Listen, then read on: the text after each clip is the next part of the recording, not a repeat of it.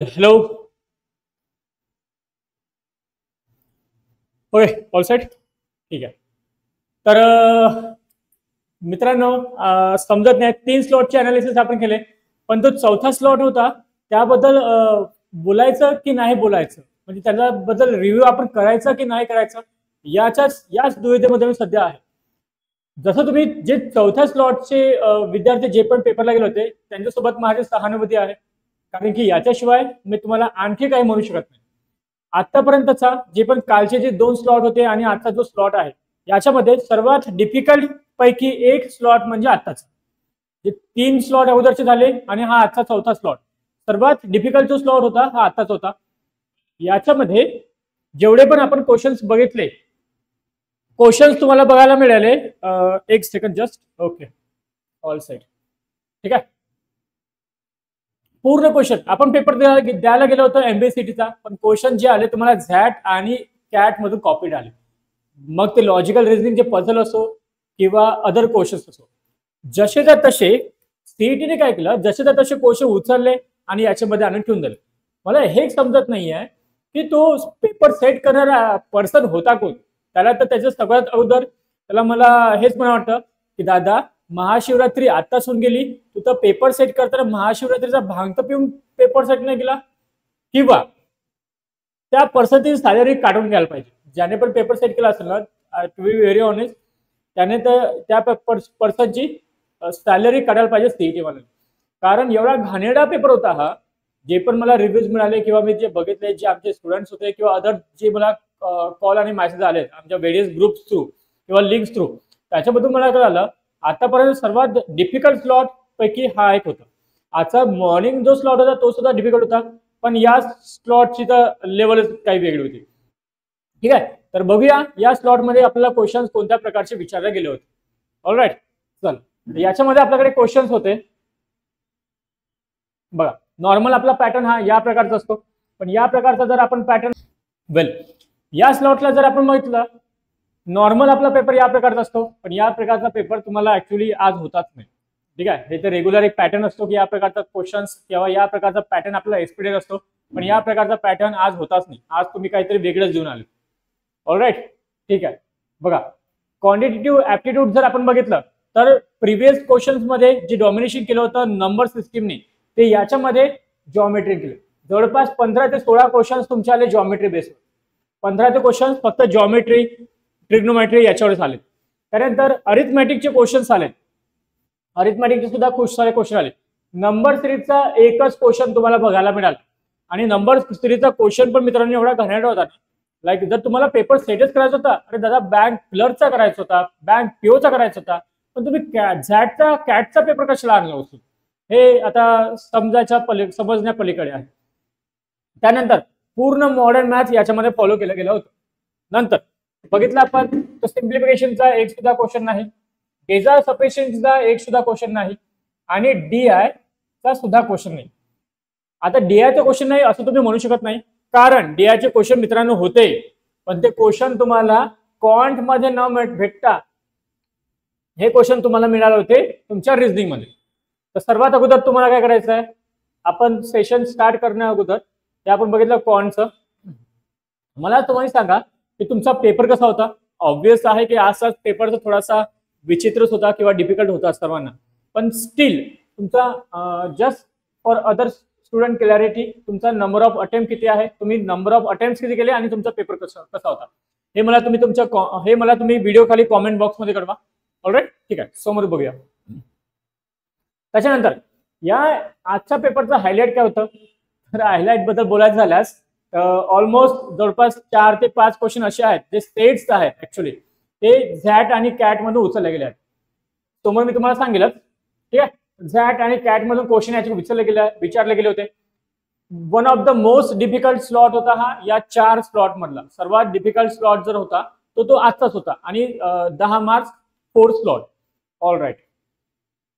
नंतर जसं मी सांगितलं की क्वांट मध्ये आपल्याकडे नंबर ऑफ क्वेश्चन्स डीआयचे नव्हते, तर ते डीआय आता हे कळण्यास असं झालं की डीआय हे अरिथमॅटिकचा पार्ट आहे आणि तो लॉजिकल रिझनिंग मध्ये कधीपासून जायला लागला.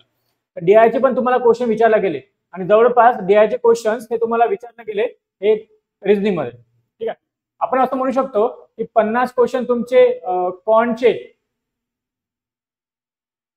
त्याच्यानंतर रिझनिंगचे क्वेश्चन, म्हणजे लॉजिकल रिझनिंग मध्ये सुद्धा तुमचे 38 जवळपास क्वेश्चन, 35 ते 38 क्वेश्चन लॉजिकल रिझनिंग मध्ये जे होते ते ऍक्च्युअल मध्ये कॉन्टचे होते. तर आपण असं म्हणू शकतो की कॉन्टचा जो तुमचा बेसिकली पॅटर्न असतो, कॉन्टचा तुमचा पॅटर्न असतो 50 क्वेश्चन, 50 प्लस तुम्ही 30 क्वेश्चन ऍड करा, म्हणजे जवळपास 80 ते 85 क्वेश्चन हे तुम्हाला कॉन्ट मध्ये विचारले गेले होते. तर तुम्ही यावरून अंदाज बांधू शकता की आजचा जो पेपर होता किती एक्स्ट्रीम लेवलचा डिफिकल्ट होता. ठीक आहे, त्याच्यानंतर जे काही अदर क्वेश्चन्स आहेत, अदर क्वेश्चन मध्ये जर आपण बघितलं तर कोडिंग डिकोडिंगचे काही क्वेश्चन्स होते, पझलचे यामध्ये 6 सेट्स होते. आणि विद्यार्थी मित्रांनो, पझलचे जे तुम्हाला 6 सेट विचारले गेले होते, जर तुमचं सॉल्व्ह झालं असेल तर समजून जातं की तुम्ही एकदम तुमची प्रिपरेशन खूप तगडी होते. कारण हे जे 6 सेट्स होते, जवळपास 5-6 सेट्स होते, हे कॅट 2017चा पेपर, नंतर झॅट मधून, आणि हा सुद्धा एक पझल होती ती सुद्धा कॅट मधली, म्हणजे कॅट 2017, कॅट 2020 आणि झॅट 2021 जे पेपर्स होते तिथून उचललं गेलं आहे आणि इथे जसं तसं आणून पेस्ट केलं गेलं. इवन जर तुम्ही गुगलवर तरी सर्च केला, तुम्हाला क्वेश्चन आठवत असेल आणि तुम्ही गुगलवरून सर्च केला तर तुम्हाला एक्झॅक्ट जसा तसा पेपर तुम्हाला इथे बघायला मिळेल. ठीक आहे, अल्फाबेटिकल सिरीजचे काय क्वेश्चन होते, डायरेक्शनचे क्वेश्चन होते, ब्लड रिलेशनचा आपण मॉर्निंग स्लॉट बघितला, मॉर्निंग स्लॉट मध्ये जवळपास 8-9 क्वेश्चन होते ब्लड रिलेशनचे, पण यामध्ये तुम्हाला 1-2च क्वेश्चन मिळाले ब्लड रिलेशन बघायला. त्यानंतर अनफॉर्च्युनेटली कालच्या स्लॉट मध्ये सिलोलिझम आपल्याला बघायला मिळालं होतं, इनइक्विटी तसं पण आपल्याला दिसत नाही आहे. सिलोलिझम कालच्या स्लॉट मध्ये होतं, आजच्या सकाळच्या स्लॉट मध्ये सुद्धा नव्हतं आणि आत्ताच्या स्लॉट मध्ये सुद्धा नाही आहे. जे स्कोरिंग सब्जेक्ट असतात किंवा जे स्कोरिंग टॉपिक्स आहेत तुमचे, ते तुमचे इथे कुठे ना बघण्यासारखे आपल्याला बघायला मिळाले नाही. त्यानंतर अल्फान्यूमरिकचा सुद्धा इथे टॉपिक नव्हता. सिलोलिझम, इनइक्विटी आणि अल्फान्यूमरिकचे इथे कोणतेच टॉपिक विचारला गेले नाही आहेत. डीआयचे सेट तुम्हाला मिळाले, अॅनालॉजीज तुम्हाला मिळाली, अल्फाबेटिकल सिरीज तुम्हाला मिळाला. आपण हे म्हणू शकतो की लॉजिकल रिझनिंग सुद्धा तुमचं डिफिकल्टच होतं. त्यानंतर जर आपण म्हटलं ऍब्स्ट्रॅक्ट रिझनिंग, तर ऍब्स्ट्रॅक्ट रिझनिंग हा थोडासा, हे जे 4 आपले सब्जेक्ट आहेत किंवा 4 आपण जे मॉड्यूल्स म्हणतो, सेक्शन म्हणतो, त्याच्यामधला फक्त ऍब्स्ट्रॅक्ट रिझनिंगच असा होता जो सॉल्व्ह करण्यासारखा होता. त्याच्यामध्ये पण स्टेटमेंट अझम्पशन मिसिंग, कोर्स आणि ऍक्शन मिसिंग, याच्यामध्ये फिगर काउंटिंगचा क्वेश्चन होता, सिरीजचे क्वेश्चन होते. फिगर काउंटिंग मध्ये जवळपास 8 क्वेश्चन्स होते, ज्याच्यामध्ये ट्रायंगल काउंटिंगचे 2, स्क्वेअरचा 1, पॅरलेलोग्रामचा, स्ट्रेट लाईन तुम्हाला काउंटिंग करायची होती, स्ट्रेट लाईनचा क्वेश्चन सुद्धा होता, क्वाड्रेटलचा क्वेश्चन होता, रेक्टेंगल हेक्झॅगॉन क्वेश्चनचा सुद्धा क्वेश्चन होता, पेपर फोल्डिंग कटिंगचा सुद्धा इथे क्वेश्चन बघायला मिळाला होता. या प्रकारचं जर आपण बघितलं तर तुम्हाला फिगर काउंटिंग मध्ये थोडेसे बरेचसे क्वेश्चन असे होते जे सॉल्व्ह करण्यालायक होते. एक कोणतरी मला एक क्वेश्चन म्हटलं होतं, त्याला मी इथे सांगतो. एक आपल्याकडे असा क्वेश्चन आला होता की याच्यामध्ये या प्रकारचे 3 सर्कल होते, इथे सुद्धा एक सर्कल होता या प्रकारचा, त्यानंतर इथे सुद्धा एक सर्कल होता. थोडंसं माझ्या ड्रॉइंग बद्दल माफ कराल मला. ठीक आहे, या प्रकारचे आपल्याकडे 12 सर्कल दिले होते. या 12 सर्कलला इथे केलं होतं या प्रकारे कनेक्ट. हे जे 12 सर्कल आहेत इथे दिलं होतं आपल्याकडे डॉट्स डॉट, आणि याला हे जेवढे पण डॉट्स तुम्हाला दिसत आहेत याला या प्रकारे तुम्हाला कनेक्ट केलं गेलं होतं. आम्हाला एका विद्यार्थ्याने क्वेश्चन सांगितलं होता, तो ऍक्च्युली 7 टिक करून आला आहे, पण मी त्याला म्हटलं की याचा आन्सर 7 नाही 8 बनायला पाहिजे. तर बघा या प्रकारचा हा तुमचा फर्स्ट स्क्वेअर याच्यामध्ये काउंट करायचे होते. तर हा फर्स्ट स्क्वेअर, देन हा सेकंड, फर्स्ट हा second, this one is third, हा फोर्थ, 5, 6, या दोघांचा कॉम्बिनेशन म्हणजे हा 7th होता आणि या दोघांचा कॉम्बिनेशन म्हणजे हा 8 होता. तर काही असे क्वेश्चन होते जे थोडेसे होते डिफिकल्ट, थोडेसे असे इझी होते जे लवकर सॉल्व्ह होत होते. बस मोस्ट ऑफ द क्वेश्चन हे कॉम्प्लिकेटेड होते, टाइम टेकिंग होते, कॅल्क्युलेशन बेस्ड होते. हे सर्व या प्रकारच्या स्लॉट मध्ये आपल्याला बघायला मिळालं होतं. त्याच्यानंतर वर्बल इंग्लिश हा सुद्धा तुमचा डिफिकल्ट पोर्शन होता. याच्यामध्ये सुद्धा पोएमचं बेस्ड क्वेश्चन होते, क्लोज टेस्ट याच्यामध्ये बघायला मिळाली, पीजेचे क्वेश्चन्स होते, वोकॅब होतं, आरसी जवळपास 20 शॉर्ट क्वेश्चन्स होते आरसीचे, म्हणजे बेसिक ग्रामर बेस्ड आहेत ते क्वेश्चन कुठे ना कुठे इथे मिसिंग होतं. जसं फिलिंग द ब्लँक्स नव्हतं, FIB नव्हतं, सेंटेन्स करेक्शन नव्हतं, त्याच्यानंतर एरर डिटेक्शन नव्हतं. या प्रकारचे क्वेश्चन्स इथे कुठे ना कुठे जे सिंपल लेवलचे क्वेश्चन आहेत ते कुठे ना कुठे इथे मिस झालेले होते. ठीक आहे. त्यानंतर तुम्हाला माहितच आहे की लेवल कशी होती या क्वेश्चनची. मी एकदा चेक करून घेतो की काही माझ्याकडून सुटलं आहे का सांगण्यासारखं. ओके, तर हा आपला सेक्शन होता टोटल. जॉमेट्रीमध्ये 15-16 क्वेश्चन तुम्हाला सांगितले मी. नंबर सेटचा एकच क्वेश्चन होता, तो सुद्धा खूप घाणेरडा प्रकारचा होता. त्यानंतर सिम्प्लिफिकेशन DI आणि DS यामध्ये नव्हतं, हे जर तुम्हाला सांगायचं आहे. क्वेश्चन्स कॉपीड फ्रॉम, बघा इथे मी लिहिलं सुद्धा आहे क्वेश्चन्स कॉपीड फ्रॉम. खूप सारे क्वेश्चन असे आहेत जे कॅट आणि झॅटच्या एक्झाम मधून तुम्हाला कॉपी केला आहे. इथे मी तुम्हाला सांगितलं आहे की कॅटचा 2017चा, 2020चा आणि झॅटचा 2022 नाही 2021चा क्वेश्चन इथे होता. हे स्लॉट आपल्याला दिलेच नव्हते. 6 सेट होते, एकदम कॉम्प्लेक्स लेवलचे तुम्हाला पझल याच्यामध्ये विचारले गेले होते. आणि ऑब्वियस आहे की ते जर इथून कॉपी केला गेला असेल तर ते कॉम्प्लेक्स राहणार. त्याबद्दल आता काही बोलायचं प्रश्नच उरत नाही. नंतर फिगर काउंटिंग, ऍब्स्ट्रॅक्ट रिझनिंगचा पार्ट, जो पण इमेज बेस्ड पार्ट आहे तो थोडासा आपला सिंपल प्रकारचा होता. त्यानंतर इंग्लिशचं आपण बघितलं. ओव्हरऑल जर मी बघितलं तर क्वांट मॉडरेट टू डिफिकल्ट पण नाही म्हणत नाही, इथे डिफिकल्टच होता. Moderate, easy to moderate, moderate to difficult आणि देन डिफिकल्ट. सर्वात वरच्या लेवलला आपण पोहोचलो डिफिकल्ट मध्ये, क्वांट मध्ये, LR मध्ये. इंग्लिश सुद्धा हा डिफिकल्टच होता. कुठे ना कुठे फक्त लॉजिकल रिझनिंग, ऍब्स्ट्रॅक्ट रिझनिंग हे थोडंसं इझी प्रकारचं आपल्याकडे होतं. जर 120 तुमचा अटेम्प्ट असेल तर हा एक चांगला अटेम्प्ट होऊ शकतो. 120च्या जर तुम्ही वरती जात असाल, कालचा आपला जो पण ओव्हरऑल गुड अटेम्प्ट होता हा 150-160 राहायचा.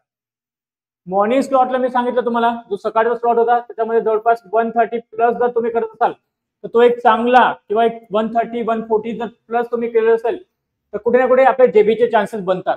इथे सुद्धा 120 प्लस जर तुमचा स्कोर असेल, जेन्युइन स्कोर असेल, इथे तुम्हाला जेबीचे चान्सेस इथे सुद्धा बनेल. कारण की अप्रॉक्स नंतर नॉर्मलायझेशन लागेल. लेट्स होप की नॉर्मलायझेशन व्यवस्थित असावं.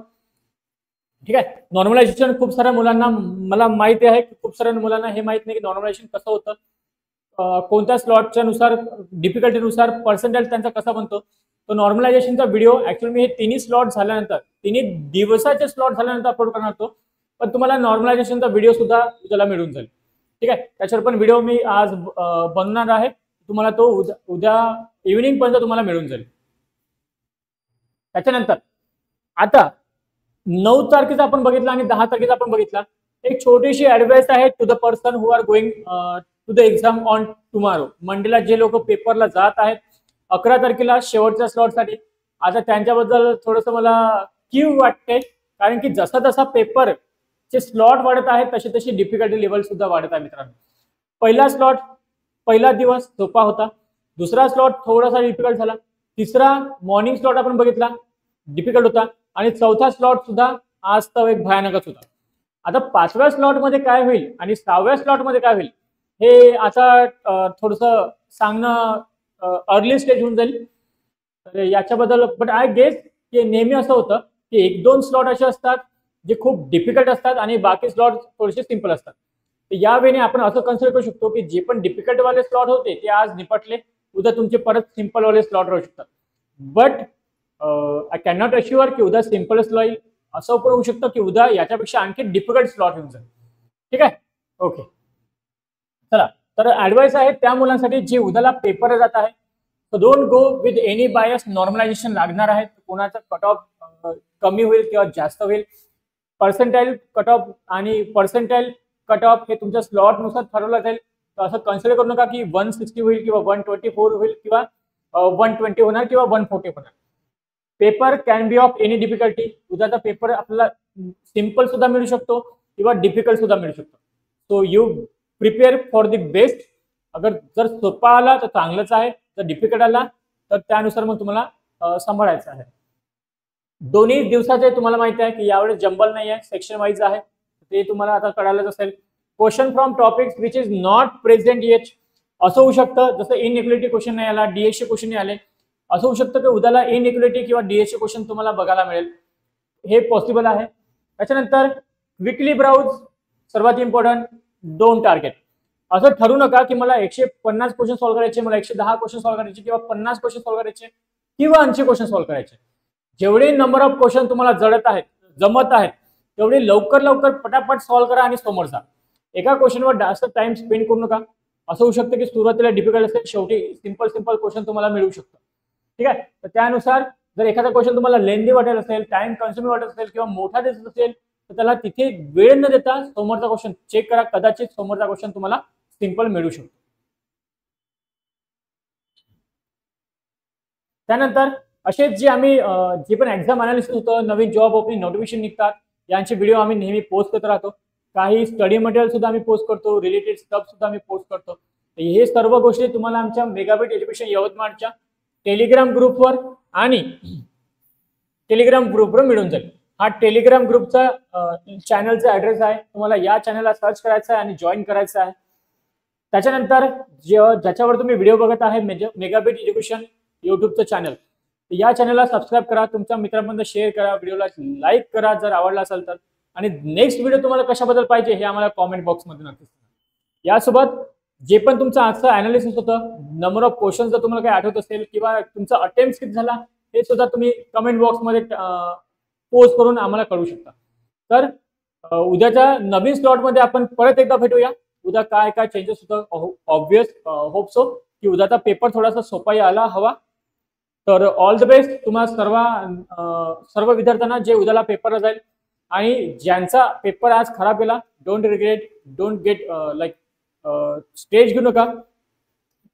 आजचा पेपर जरी खराब गेला असेल तरी नॉर्मलायझेशन आहे.